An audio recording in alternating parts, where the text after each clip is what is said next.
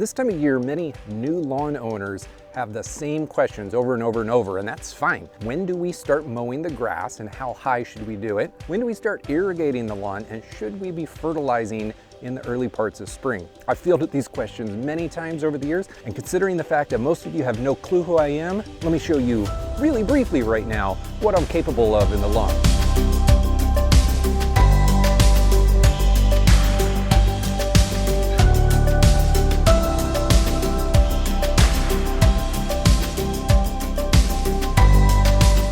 Now, I'm not a trained expert by any means, but man, the results show for themselves. So let's go into the first aspect of early spring lawn care, mowing.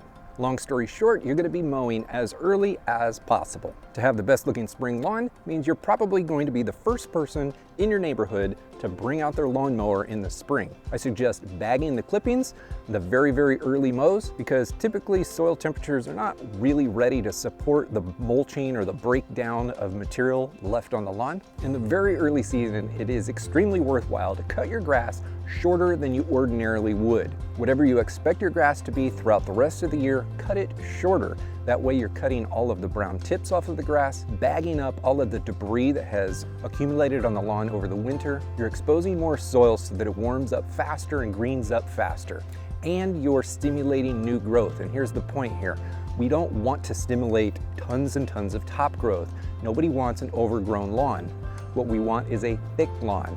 And if you start cutting the grass really often, very early on a lower level than normal, it's going to start spreading side to side. That's just what happens. It's like pruning a bush into the shape that you want. When you start seeing tiny bits of patchy green throughout your lawn, that's when you start cutting everything, because I guarantee you, even in the brown areas of your lawn, there's one or two blades here and there that are greened up and growing above the top. You don't see them until you get down really low. You don't need to scalp everything down unless you're running a Bermuda grass or possibly a kikuyu or a zoysia, but cut it shorter than normal. That way, as spring really gets going, the vast majority of your normal height cut is going to be green leaf tissue. Now, for irrigation, you don't need to irrigate during the spring the way that you do in the summer. Most cool season lawns really need irrigation throughout the summer to stay green, let alone grow. Mostly, we're just trying to keep it green. Now, warm season grasses also like the high heat of summer. However, they still need water to perform. If warm season grass isn't getting enough water throughout the hot months of the summer, then it's also going to go dormant and potentially die if it's really that drought stressed. What I recommend most people do is at the end of March or the very first part of April, if you haven't received rain in at least 7 days or so, go ahead and set up your sprinkler system, whether it be in ground or above ground, and give your lawn a very heavy drink. The water helps green it up and pull it out of dormancy a little bit faster, and it helps support the earliest season growth. Without water, it's just not going to grow as vigorously as it will with water. Now, we don't have to set that sprinkler up on a regular schedule. You're only doing this after you've been dry for a week to 10 days or so. So once you're done with that sprinkler session, go ahead and turn your sprinkler back off, and you're gonna wait until the next time that it makes sense to run it.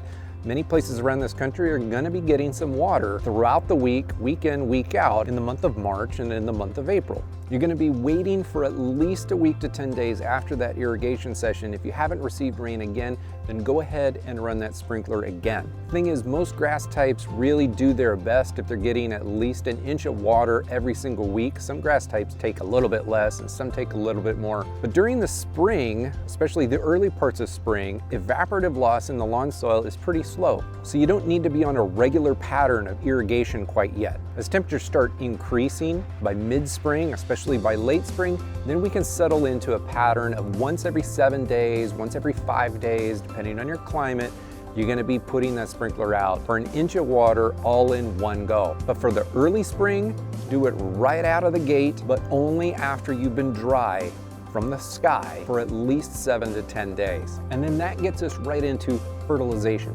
One of the other common questions I get is whether we should fertilize or what we should fertilize with.